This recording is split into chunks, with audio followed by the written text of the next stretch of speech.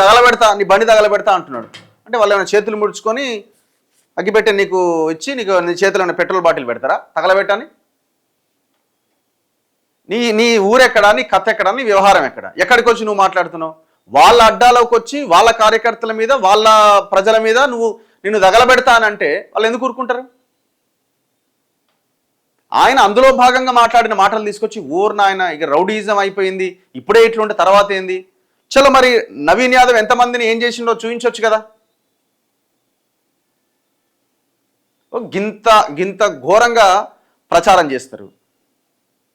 Course ఖచ్చితంగా ఆయన ఒక బీసీ బిడ్డ కాబట్టి, ఒక యాదవ్ బిడ్డ కాబట్టి మీరు ఈ రకంగా మాట్లాడే ప్రయత్నం చేస్తున్నారు.